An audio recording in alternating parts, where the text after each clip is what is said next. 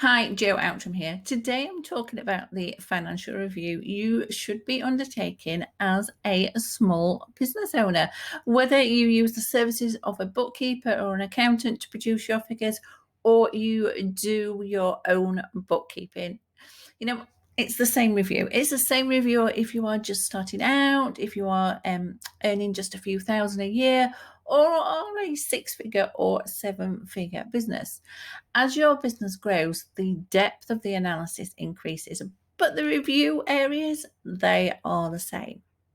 So these are the things that you should review, and you just ignore any of those that aren't relevant to your business. First up in your financial review is a profit and loss account. Now, I know some people, when they see these at the end, these profit and loss reports at the end of the tax year, their eyes just glaze over. I had a general accounting practice for 20 plus years, and I often saw this, or in fact, clients just wanted their accounts to be posted to them. They didn't even want to talk about them. And I'm sure they probably didn't even look at them. But what I'm asking you to do is to actually look at these profit and loss account reports and to talk about them, or at least review them with yourself 12 times a year. And it does actually need to be done every month. So let's just break down then what it is that I'm actually asking you to look at. What is a profit and loss account? Well, the top line is sales, the value of the work that you've done in the month.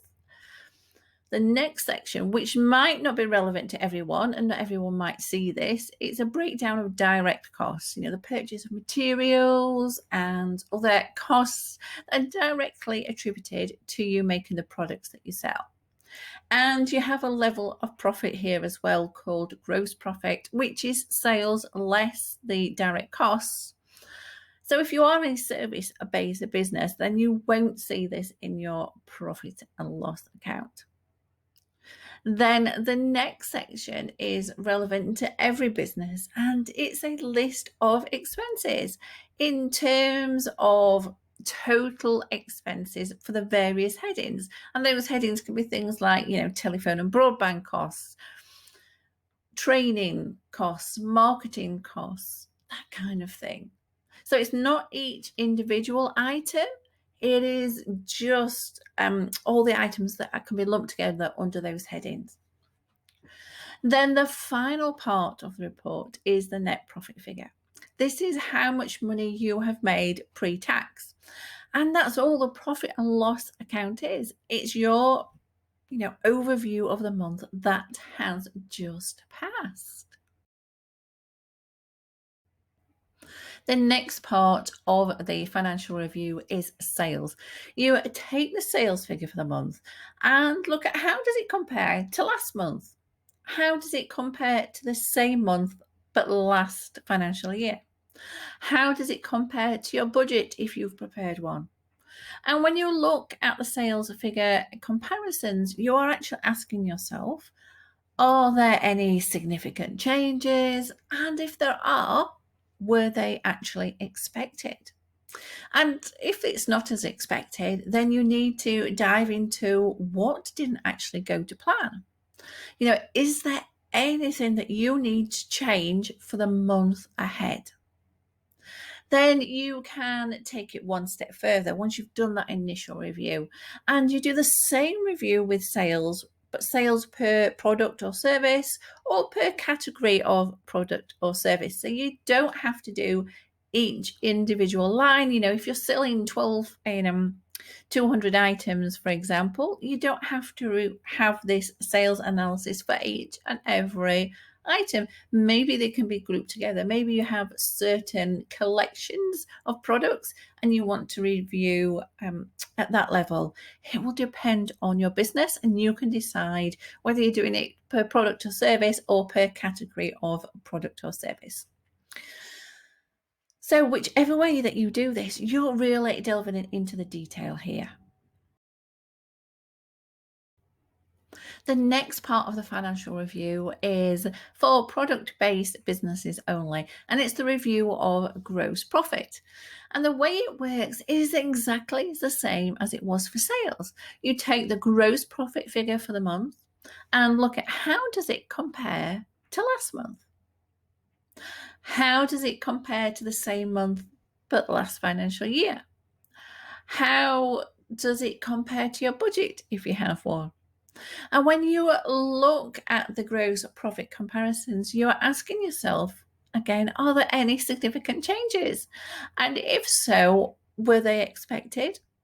And if everything is not as expected, then you do need to dive into things then as to what didn't go to plan so that you can make the changes, any necessary changes that you need to for the month ahead so you don't start repeating the same things that aren't working well. And then just like with the sales review, you can then break this down per product or service or product or service category, again, whichever is appropriate for your business. The next stage is to review your expenses. So you see the pattern to these reviews. We are currently working our way through the profit and loss account. That initial review that you did of the profit and loss account gave you an overview of what was happening. And what we're doing now in these reviews of sales and of the gross margin, if it's applicable, and this expenses review is we're looking at it in detail. We're just breaking it down. So look at the list of expenses. Compare the list to the same list that you produced last month and to your budget if you have one. And of course, you can also compare to the same period last year as well. And you're looking, are there any expenses where you have spent more than you expected to spend? Are there any areas of your expenses where the cost appears to be getting, a little bit out of control? Maybe it's just creeping up a little bit month on month. Now is the time to change anything that needs changing. We don't want to be waiting until the end of the year when we can't actually remember why things were getting a little bit out of control or we were overspending. But of course, if we're getting ourselves into a pattern of overspending and we just carry that forward over a few months, this can amount to quite a bit of money. So now is the time to take control and just cut back anything that needs maybe trimming back a little bit, make the changes that need to be made.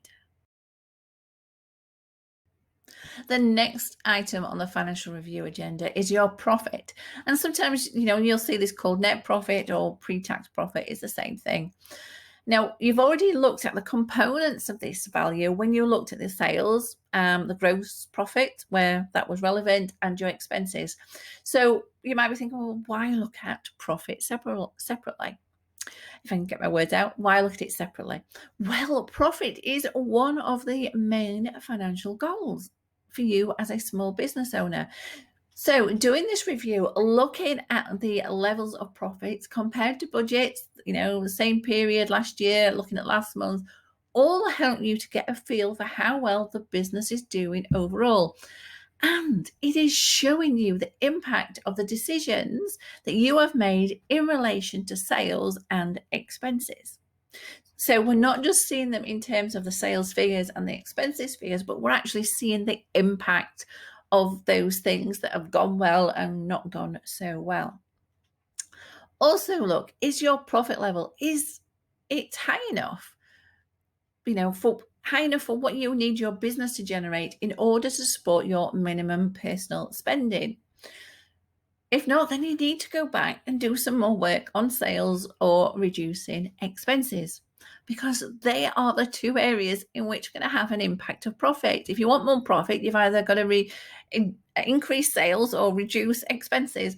Typically, it's a little bit of both. And you can have a lot more, unless you've got some really wayward expenses, you can have a lot more impact by increasing sales. But they are the two areas that you can look at if you need to do some improvement to your profit figure.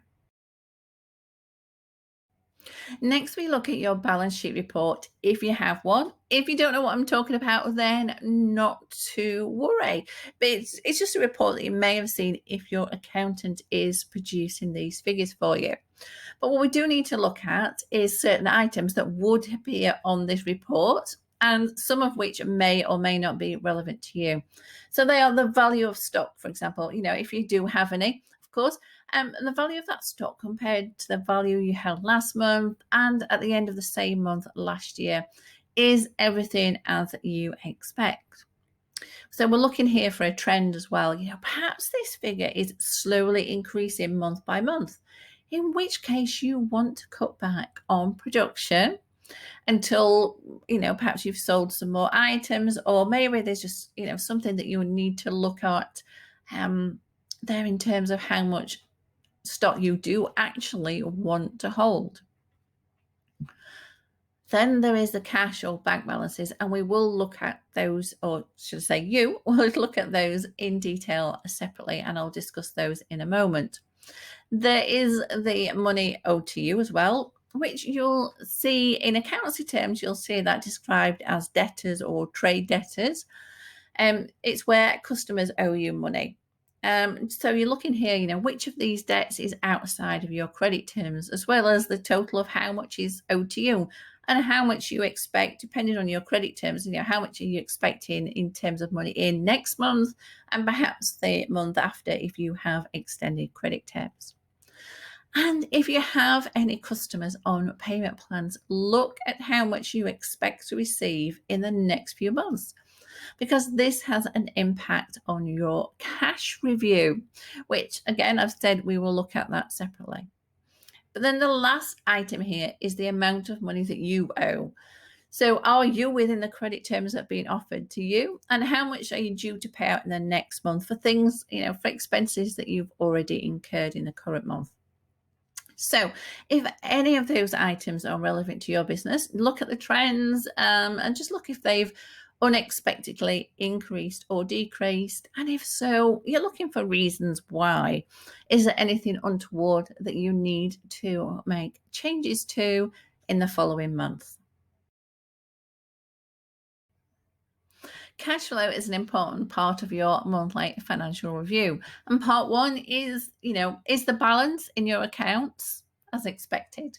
Is it significantly lower or higher than last month? And where you're expecting it to be that way. So when I'm preparing this information for clients, this is the point where I tell them what amount they need to ensure that they transfer from their main bank account into the separate accounts they have for things like owner's compensation, for keeping retained profits, for their sales tax, and either their personal corporation tax, depending, of course, how their business is set up. So if you're doing your own review each month, this is a perfect time for you to be doing those transfers as well if you've not already done them. And if you've not set up your business this way to keep those money in separate pots, then there is I've done a separate tutorial on looking at that. And then part two of this cash flow review is to look at the amounts of inflows and outflows of cash. So inflows for many businesses will differ from your sales figure. If you either offer credit terms or payment plans, then it'll definitely be different. And if you are registered for sales tax, of course, here we are looking for the amounts received, including that sales tax. So it is the amount of actual cash received. Then for the outflows of cash, you can break this down into the expense headings, and you can do it for the same expense headings that you have in your profit and loss account. But I find that it is sufficient to actually just record what you've spent on total on expenses, on direct costs, and wages. Wages is the only thing that I have a tendency to pull out of the expenses bracket, but only if this is significant for your business. And if not, you just include your wages within expenses. But other headings you might have would be taxes, if you've purchased any equipment, the amount that you've spent on repaying loans, and the amount that you withdrawn from your business as the owner of that business. And there, it's no matter whether that's been through your salary, your dividend, or repaying your, director's account if you're running through a limited company, or if you're a sole trader, then it's the amount of drawings. So it's everything that's come to you personally in cash terms. And of course, when I'm talking about cash inflows and outflows, it's not just cash, it's money coming into your bank account, money that's coming in and out of PayPal or Stripe, or whatever it is that you're using to bring money in and out of your business. So how do these cash inflows and outflows differ from last month and the month before? Was everything as you expected it to be? And then, of course, you can, if relevant to your business, plan out what you expect to see in the coming couple of months. Once you go beyond the next 30 to 60 days, the next 1 or 2 months, then it does get more and more guesswork. But you can, as part of this review, start to plan out what you're expecting to see for those next couple of months. And this is particularly useful if you have payment plans in operation, or know that, for example, you have equipment that you want to be able to purchase. When you have made all of your reviews, and here I'm talking about, let me just run through them with you again: profit and loss account, your sales review, your gross margin or gross profit review, your expenses review, looking at your profits, looking at things like stock, money owed to you or money owed by you, and looking at your cash analysis. Then you can use this financial analysis along with any other data, maybe some non-financial data that you have available as well. And you can use all of this to calculate any changes that you want to make to your action plan for the coming months. And also review from what you now know about your business. And it is, of course, what you know, rather than guesswork, as you've actually reviewed your figures in detail. So you review what you now know in conjunction with your money goals, because maybe it's not a different strategy or different types of action or more marketing, for example, or to reduce costs. Maybe it's not something in practical terms. Maybe you need some behavioral changes, some changes to your habits or something. But you can do that work with a coach, or you can do it by yourself, just looking at, what do you need to change within you to make sure that you can move your business going forward based on all this financial data to help you achieve your goals. Now, if you are thinking, well, you know what, Jo, that's a lot of information to review. Well, it's not as much as you perhaps first think, when, of course, you get used to it. Remember also that you might not need to do everything that I've talked about, depending, of course, on what information that you have available, because you might not have data from last year, for example. Of course, now that you're if you've started producing this information monthly, you'll have the data when you get to next year. So maybe at the moment you can only review, compare against maybe budget, or compare against the prior month. And of course, some of this that I've talked about may not be relevant to your business. Now, there is a link below this broadcast to get a copy of my financial review checklist, which you are welcome to download and use as your aide-memoire at your next month end review. So that's it from me today. Of course, ask me any questions about what I've talked about in the comments below, and I'll see you next time.